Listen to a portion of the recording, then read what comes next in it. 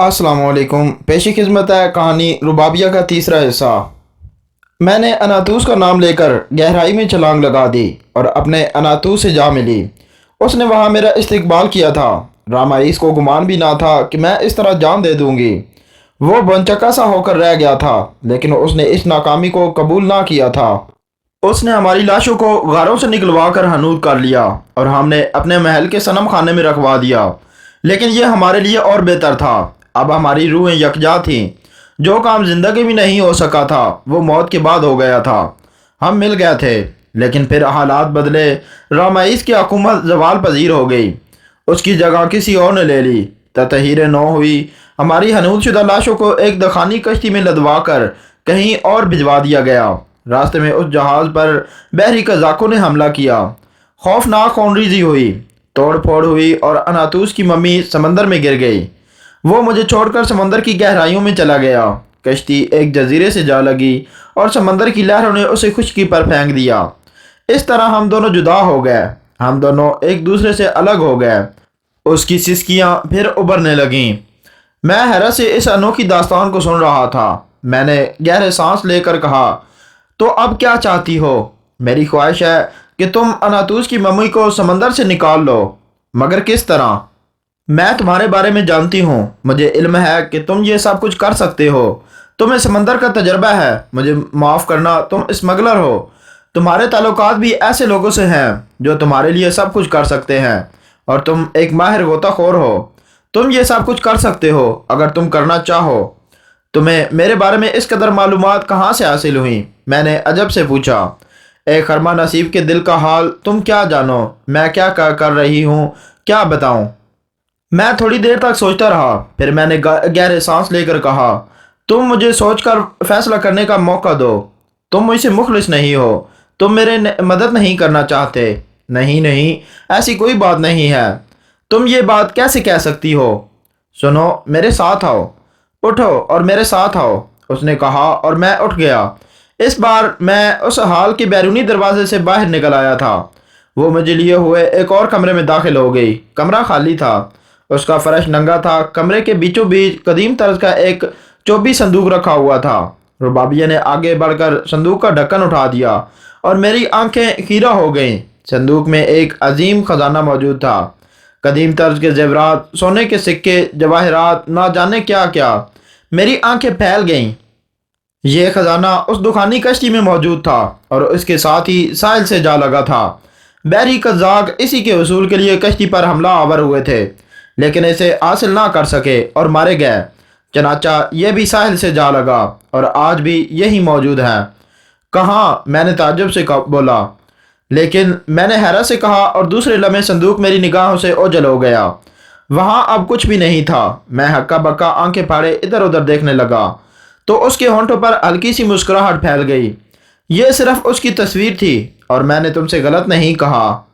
ये सब कुछ तुम्हारा हो सकता है। मेरी मदद करो, तुम्हें इससे ज़बरदस्त माली फ़ायदा भी हासिल होगा। मैं गहरी गहरी सांसें लेने लगा। अब इस बात में कोई शक व शुबा नहीं था कि जो कुछ मेरे सामने आया था या जो कुछ मैं देख रहा था, ये एक ठोस हकीकत रखता है। वो उम्मीद भरी निगाहों से मुझे देख रही थी और किसी रूह के लिए कोई काम मेरी अकल व फहम से बाहर था। ताहम मैं जिस तिलिस्म कदम में आ फंसा था, इससे निकलने का इसके अलावा और कोई जरिया नहीं था कि मैं उसे दिलासा दूँ और यहाँ से फरार हो जाऊँ। भला मैं किसी रूह पर क्या एतबार कर सकता था? कदीम मिस्र का ये जंजाल मेरे गले आ पड़ा था, तो बहर तौर इससे निकलना तो था। मैंने आंखें बंद करके गर्दन हिलाई और कहा, ठीक है, लेकिन तुम मुझे सोचने का तो मौका दो। यकीनन यकीनन, अगर तुम सोचना ही चाहते हो तो मुझे इस पर एतराज़ नहीं है, लेकिन एक बार फिर मेरी दरख्वास्त है कि मेरी इस तलब को पूरा कर दो। मैं तुम्हारे एहसानमंद रहूँगी। मैं जाना चाहता हूँ। ज़रूर। मुझे कब जवाब दोगे? कल तक, मैंने जवाब दिया। मैं इंतज़ार करूँगी तुम्हारा। मैं खुद तुमसे मुलाकात कर लूँगी। मैं पूछ लूँगी तुमसे कि तुमने क्या फ़ैसला किया है। मैंने बादल ने ख्वास्ता गर्दन हिला दी। तब वो मुझे उस मकान के दरवाजे तक छोड़ने आई। जब मैं दरवाजे से बाहर निकल आया तो मुझे यकीन नहीं था कि मैं इस तिलिस्मी जाल से बाहर निकल आया हूँ। मैंने उस दरवाजे को मुतगय्यराना निगाहों से देखा, जिसमें वो मुझे अलविदाई निगाहों से देख रही थी। حسن و جمال کا پیکر ایسی حسین کہ دل سینے سے نکل کر باہر جائے، لیکن وہ زندہ نہ تھی۔ اس نے میری رنگین رات برباد کر دی تھی۔ 5 سال کے بعد میں نے زندگی کی دلچسپیوں کو حاصل کرنا چاہا تھا، لیکن تقدیر نے یہ تماشا دکھایا تھا۔ چند قدم تو میں اس طرح چلتا رہا جیسے ایک پرسکون آدمی جو پوری طور پر مطمئن ہو، چہل قدمی کے انداز میں آگے بڑھتا ہے، لیکن جو ہی وہ دروازہ نگاہوں سے اوجھل ہوا، میں نے اپنی پوری قوت سے دوڑ لگائی۔ اتنی تیز دوڑا کہ اس سے پہلے کبھی اتنا تیز نہیں دوڑا تھا۔ آن کی آن میں قاہرہ کی گلیوں اور سڑکوں سے گزرتا ہوا چوڑی سڑک پر آ گیا جو پر رونق تھی۔ میرا سانس دھوکنے کی مانند چل رہا تھا اور مجھے یقین اب بھی نہیں آ رہا تھا کہ میں بچ گیا ہوں۔ بہرطور میں اپنی سانسوں کو اعتدال پر لانے کی کوشش کرتا رہا۔ بقیہ رات میں نے ایک شبینہ کلب میں گزاری تھی۔ میرے ذہنی حالت درست نہیں تھی، کھانے پینے کو بھی جی نہیں چاہ رہا تھا۔ چنانچہ برانڈی کے چند پیگ لیے اور خود کو پرسکون کرنے کی کوشش کرنے لگا۔ صبح کی آمد ہوئی تو کلب کے پروگرام ختم ہو گئے اور میں سست روی سے اٹھ کر آیا۔ میرے پاس اب بھی اچھی خاصی کرنسی موجود تھی۔ یہ وہ کرنسی تھی جو جیل میں جانے سے پہلے میرے پاس موجود تھی اور اسے جیل کے مال خانے میں جمع کر دیا گیا تھا۔ جب مجھے رہائی ملی تو یہ کرنسی مجھے واپس کر دی گئی۔ بہرطور یہ اتنی تھی کہ اب بھی میری بہت کام آ سکتی تھی، اور پھر مجھ جیسے آدمی کے لیے دولت کا حصول زیادہ مشکل نہیں تھا۔ میرا بڑا کام تو اسمگلنگ ہی تھا، لیکن چھوٹے موٹے کاموں کے لیے بھی مجھے کئی دھندے آتے تھے۔ مثلا شاپنگ بھی کر لیتا تھا، اگر زیادہ ضرورت پیش آ جاتی تو کسی کی جیب بھی صاف کر سکتا تھا، یا کسی دکان میں نقب لگا کر ضروریات زندگی کی چیزیں بھی حاصل کر سکتا تھا، لیکن فی الوقت ان سب کی ضرورت نہیں تھی۔ میں نے ایک چھوٹے سے ہوٹل میں پناہ لی۔ کمرہ حاصل کر کے میں بستر پر جا لیٹا اور اسی طرح سویا کہ رات کو ہی آنکھ کھلی۔ پتہ ہی نہیں چلا تھا کہ پورا دن کس طرح گزر گیا۔ رات کو بھی طبیعت کافی سست تھی، حالانکہ اچھی طرح غسل کیا تھا، لیکن ذہن دل پر ہی بوجھ طاری تھا، وہی روح مسلط تھی۔ بار بار اس کا تصور میری آنکھوں میں آ جاتا اور میں اسے پیچھے چھڑانے کی کوشش کرتا تھا۔ بہرطور میں نے یہی فیصلہ کیا کہ اس الجھن کو دور کرنے کے لیے کسی کے مدد حاصل کی جائے، اور اسی ہوٹل کے ایک ویٹر نے میری یہ الجھن دور کر دی۔ لڑکی زیادہ حسین تو نہ تھی، لیکن مجھے مصر کی لاتعداد حسیناؤں میں سے ایک نظر آ رہی تھی، کیونکہ یہ 5 سال کے بعد مجھے ملی تھی۔ لڑکی کے ساتھ تقریباً 3 بجے تک جاگتا رہا، دن میں سوتا رہا تھا، اس لیے آنکھوں سے نیند غائب تھی۔ بہرطور وسکی کے نشے نے مجھے سلا دیا، اور جب میں صبح کو جاگا تو لڑکی جا چکی تھی۔ میں نے اپنا مختصر سا سامان دیکھا جو جوں کا توں موجود تھا۔ میں نے ناشتہ طلب کیا اور ناشتے سے فارغ ہوا تو وہ ذہن پر پھر مسلط تھی۔ وہ قاہرہ میں ہے اور مجھ سے جواب کی منتظر۔ ایک روح کے لیے کیا مشکل ہے کہ وہ مجھے تلاش کرتی ہوئی یہاں تک پہنچ جائے۔ چنانچہ قاہرہ میں رہنا مناسب نہیں ہے، یہ جگہ چھوڑ دینی چاہیے۔ میں اس سلسلے میں سنجیدگی سے غور کرنے لگا۔ پاسپورٹ ختم ہو چکا تھا، لیکن اس کی تجدید کرانی بھی تھی۔ چنانچہ آج میں نے اس کا کام کرنے کا فیصلہ کیا اور ہوٹل سے نکل آیا۔ پاسپورٹ کی فیس وغیرہ بھر دی۔ 2 دن کے بعد وہ مجھے پھر بلایا گیا تھا، اور یہ 2 دن میں نے بڑی مشکل سے گزارے تھے۔ ہر لمحہ یہ دھڑکا لگا رہتا تھا کہ اب وہ میرے سر پر مسلط ہوگی اور پھر مجھ سے جواب طلب کرے گی۔ میں اسے کیا جواب دوں گا؟ لیکن ایسا نہ ہوا۔ وہ مجھ سے دور رہی، کوئی جواب نہیں مانگا تھا اس نے مجھ سے۔ پھر جب میرا پاسپورٹ مجھے مل گیا تو میں نے یہاں سے نکلنے کے لیے جدوجہد شروع کر دی، اور 5ویں دن میں یہاں سے ایران جا رہا تھا۔ طیارے نے جب ایئرپورٹ چھوڑ دیا تو ہم مصر کی سرزمین سے نکل آئے تو میں نے سکون کی گہری سانس لی اور آنکھیں بند کر کے ان واقعات پر غور کرنے لگا۔ میری سمجھ میں نہیں آتا تھا کہ وہ سب کیا تھا۔ بہرطور مصر کی پراسرار کہانیاں آج بھی سارے عالم میں گشت کرتی ہیں، اور وہ لوگ جو پراسراریہ سے رسیاں ہیں ان حالات کو اپنی آنکھوں سے دیکھنے کے لیے مصر کا ہی رخ کرتے ہیں۔ لیکن مجھے انوکھا تجربہ ہوا تھا۔ میں اسے خوفناک تو نہیں کہہ سکتا کیونکہ مجھے کوئی جسمانی تکلیف نہیں ہوئی تھی، لیکن میں ذہنی طور پر بہت زیادہ خوفزدہ ہو گیا تھا۔ ایران عصب معمول تھا، میں پہلے بھی یہاں آ چکا تھا۔ میں نے اپنے پسندیدہ ہوٹل الحمرا میں قیام کیا۔ الحمرا کی حسین شامیں بہترین ہوا کرتی تھیں۔ بہت عرصہ پہلے، تقریباً 8 سال پہلے میں یہاں آیا تھا، تب بھی الحمرا ایسا ہی تھا، اور اب بھی اس میں کوئی تبدیلی نہیں آئی تھی۔ یہاں تک کہ دیواروں پر بنی ہوئی تصاویر بھی جوں کی توں تھی۔ مجھے یہاں کمرہ حاصل کرنے میں کوئی وقت نہیں ہوئی تھی اور میں اس کمرے میں مقیم ہو گیا۔ ایران میں چند شناسا تھے جنہیں میں دوسرے دن تلاش کرنے کے لیے نکل گیا تھا، لیکن ان میں سے کوئی نہ ملا، سبھی کہیں نہ کہیں گئے ہوئے تھے۔ 8 سال بہت ہوتے ہیں اور اس وقت میں ایرانی طاؤس ہوٹل کی ایک کیبن میں بیٹھا ہوا تھا۔ ایک ویٹر نے مجھے ایک پرچہ لا کر دیا۔ میں نے متغیرانہ نگاہوں سے اسے دیکھا اور سوال کیا، کس کا ہے یہ پرچہ؟ ایک خاتون ہے جو سامنے والے کیبن میں بیٹھی ہوئی ہے، یہ پرچہ آپ کے لیے بھیجا ہے انہوں نے، ویٹر نے جواب دیا اور میں نے سامنے کیبن کی طرف نگاہ دوڑائی۔ کیبن کا پردہ کھنچا ہوا تھا اور اس میں کوئی موجود نہیں تھا، تاہم میں نے پرچہ کھول کر دیکھا۔ اس میں لکھا ہوا تھا، ایک حرمہ نصیب کا سلام، قاہرہ چھوڑ دیا لیکن مجھے جواب نہ دیا، میں جواب کی منتظر ہوں۔ میرا ذہن باغ سے اڑ گیا تھا، میری سہمی ہوئی نگاہیں بار بار اس کیبن کی جانب اٹھ رہی تھیں۔ پھر ایک بار پردہ ہلا اور میں نے جو کچھ دیکھا اس نے مجھے مبہوت کر دیا۔ سیاہ لباس میں ملبوس وہی حسینہ بیٹھی مسکرا رہی تھی، ہاں وہ ربابیہ ہی تھی۔ پردہ ہوا کے جھونکے سے ہٹا تھا، برابر ہو گیا، لیکن میرے ہاتھ پیروں سے جان نکل گئی تھی۔ اب کیا کروں، کیا جواب دوں اسے؟ میں احمقوں کی طرح بیٹھا ہوا سوچتا رہ گیا۔ ویٹر نے چند لمحات انتظار کیا اور پھر چلا گیا۔ کافی دیر تک میں پریشانی کا شکار رہا، پھر اپنی جگہ سے اٹھا اور لرزتے قدموں سے اس کیبن کی جانب بڑھ گیا۔ اس کے سوا اور کوئی چارہ کار نہیں تھا کہ میں اس سے ملاقات کروں اور کوئی عذر کرنے کی کوشش کروں، حالانکہ میری مجرمانہ کارروائی صاف ظاہر تھی کہ میں نے قاہرہ چھوڑ بھاگا تھا۔ میں نے لرزتے ہاتھوں سے کیبن کا پردہ سرکایا، لیکن ایک بار پھر حیرت کا شدید جھماکہ ہوا۔ کیبن میں کوئی نہیں تھا، کیبن خالی تھا، البتہ وہاں ایک عجیب سی خوشبو پھیلی ہوئی تھی، ایک مانوس سی خوشبو جس کے بارے میں نے پہلے کبھی نہیں سوچا تھا، لیکن اب صاف ظاہر تھا کہ یہ خوشبو اس کے بدن کی خوشبو ہے۔ اوہ، وہ میرے پیچھے یہاں تک پہنچ گئی تھی، اب کیا کروں میں؟ ریسٹوران کا بل ادا کر کے میں باہر نکل آیا۔ ایران اچانک میرے لیے غیر دلچسپ ہو گیا تھا۔ اول تو یہاں کوئی دوست نہیں ملا تھا، دوسرے وہ یہاں پہنچ گئی تھی، یہ تو بڑی مشکل ہوئی۔ اس کا مطلب تھا کہ وہ کہیں بھی پہنچ سکتی ہے، وہ میرا تعاقب کر رہی ہے، وہ میرا پیچھا کر رہی ہے، یہ تو مناسب نہیں۔ میں اس روح کے جال سے کس طرح باہر نکلوں؟ میں خوف زدہ انداز میں سوچ رہا تھا۔ الحمرہ میں اپنے کمرے میں پڑا ہوا میں انہی خیالات پر غور کر رہا تھا۔ میں نے فیصلہ کیا کہ ایران سے بھی بھاگ جاؤں۔ یہ تو ممکن نہیں تھا کہ میں اس روح کی جال میں پھنس کر اس کی ہدایتوں پر عمل کرنے لگتا۔ بھلا یہ کیسے ممکن تھا کہ میں کیسے ان جھنجھٹوں میں پھنس سکتا تھا؟ اور پھر کیا کہاں جا سکتا تھا کہ اس طلسم کی کیا حقیقت ہے؟ ایران سے میں نے ہندوستان کا ویزا حاصل کر لیا تھا۔ بین الاقوامی پاسپورٹ ہونے کی وجہ سے مجھے ان تمام کاموں میں کوئی دقت پیش نہیں آئی تھی۔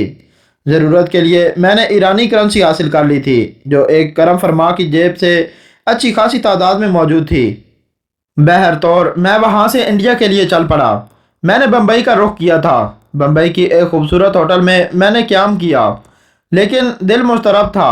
حالانکہ پرکشش ہندوستان کے اس حسین شہر کے بارے میں کئی بار میں نے سوچا تھا، لیکن یہاں پہنچ نہیں سکا تھا۔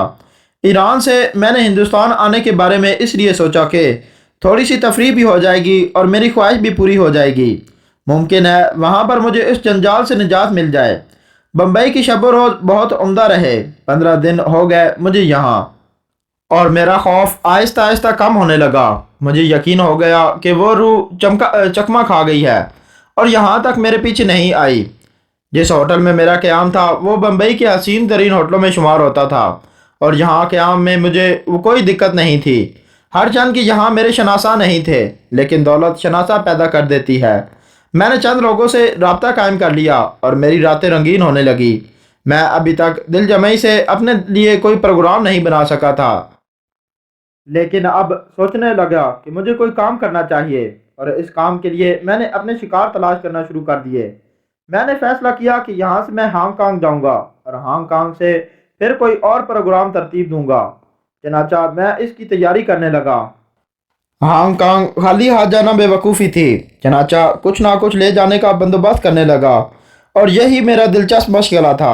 اس رات میں بے حد خوش تھا اور میں نے فیصلہ کر لیا تھا کہ کل سے اپنے اس نئے کام کا آغاز کر دوں گا۔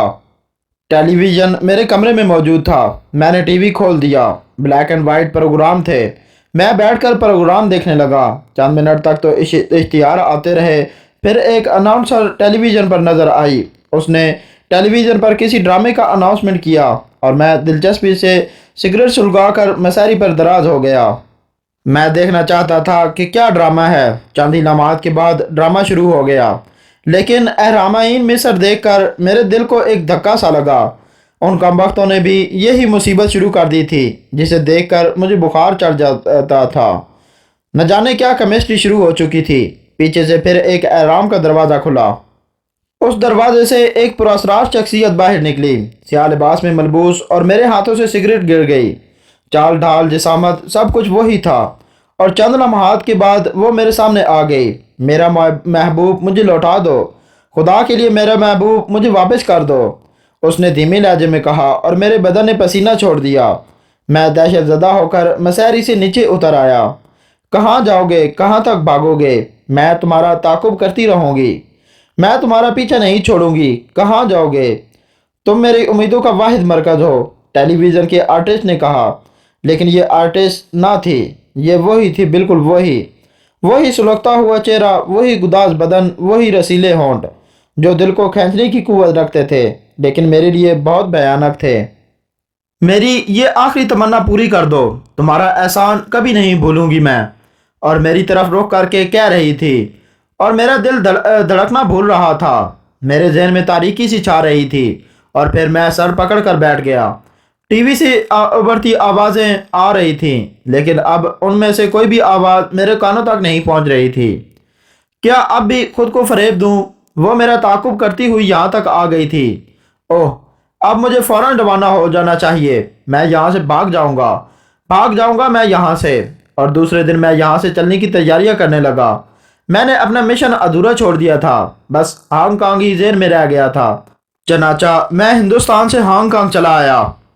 ذہن و دل کی حالت ٹھیک نہ تھی، کوئی کام کرنے کو جی نہیں چاہتا تھا۔ عجیب و غریب کشمکش میں پڑ گیا تھا۔ اچھی خاصی زندگی کو گھن لگ گیا تھا۔ دراصل تقدیر ہی خراب تھی۔ پچھلے 5-6 سال سے پریشانیوں کا شکار تھا۔ زندگی کے پورے 5 سال اس طرح گنوا بیٹھا تھا جیسے کہ وہ کوئی حیثیت ہی نہ رکھتے ہوں۔ یہ 5 سال میری زندگی سے اس طرح خارج ہو گئے تھے کہ اب یہ نئی مصیبت گلے آگ لگی تھی۔ اب مجھے کیا کرنا چاہیے تھا مجھے؟ کیا اس کی پیشکش قبول کر لوں؟ کیا اس کے لیے کام کر لوں؟ لیکن عقل تسلیم نہیں کرتی تھی۔ میں کیا کروں گا؟ کیسے کروں گا؟ یہ سب کچھ میرے لیے بہت مشکل تھا۔ ہانگ کانگ میں بھی میں نے ایک ہوٹل میں قیام کیا اور شراب میں خود کو غرق کر لیا۔ میں زیادہ سے زیادہ پیتا رہتا تھا تاکہ اس منحوس خیال سے چھٹکارا نصیب ہو سکے۔ در حقیقت شراب میرے ذہن و دل کو اس طرح سے ہٹا دیتی تھی اور میں اس میں غرق ہو کر کچھ لمحات پرسکون بنا لیتا تھا، لیکن اتنی شراب مجھے نقصان بھی دیتی تھی۔ میں یہ بات اچھی طرح جانتا تھا۔ ہانگ کانگ بین الاقوامی شہر گوناگو دلچسپیوں کا مظہر تھا۔ یہاں تفریحات کی کمی نہیں تھی، نائٹ کلب، شبینہ بار اور نہ جانے کیا کیا۔ میں عموماً کسی نہ کسی بار میں بیٹھ کر وقت گزارتا تھا۔ پھر ایک دن میرا رخ ایک نائٹ کلب کی طرف ہو گیا۔ میں نے کلب کا ٹکٹ حاصل کیا اور اندر جا بیٹھا۔ رقص و موسیقی کے پروگرام کے ساتھ ساتھ دوسری تفریحات بھی جاری تھیں۔ مختلف رقص ہو رہے تھے۔ رقاصائیں اسٹیج پر آتیں، رقص کرتیں، گانے گاتیں اور چلی جاتیں۔ میں ان تمام تفریحات کے ساتھ شراب نوشی بھی کرتا جا رہا تھا، لیکن اعتدال کے ساتھ۔ میں نے پچھلے 2-3 دنوں سے خود کو سنبھالا تھا اور اپنی صحت تباہ نہ کرنے کی ٹھانی تھی۔ اس طرح تو میں اپنی زندگی کے بہت سارے سال ضائع کر لوں گا۔ یہ مناسب نہیں تھا۔ مجھے کوئی صحیح فیصلہ کرنا چاہیے، کسی مناسب فیصلے پر پہنچنا چاہیے۔ رقاصائیں رقص پیش کر رہی تھیں، پھر اسٹیج پر تاریکی پھیل گئی۔ اناؤنسر نے کوئی اناؤنسمنٹ کیا جس پر میں نے کوئی توجہ نہیں دی تھی۔ میں تو اس وقت اس ویٹر کو دیکھ رہا تھا جو بہت ہی پرکشش اور گداز بدن کی مالک تھی، اور میں سوچ رہا تھا کہ اس سے گفتگو کروں کہ وہ میری رات کی تنہائی کو دور کر دے۔ ویٹر مقامی ہی تھی اور اس کا حصول میرے لیے مشکل نہیں تھا، لیکن اچانک ہی موسیقی شروع ہو گئی اور میرا ذہن و دل جیسے کسی نے جکڑ لیا۔ موسیقی کو میں سن چکا تھا، ہاں اسی طلسم سے مشابہ جس موسیقی کو میں سن چکا تھا، ہاں اسی طلسم قدے میں جس میں فرعون رامعیس کو میں نے اپنے سامنے دیکھا تھا۔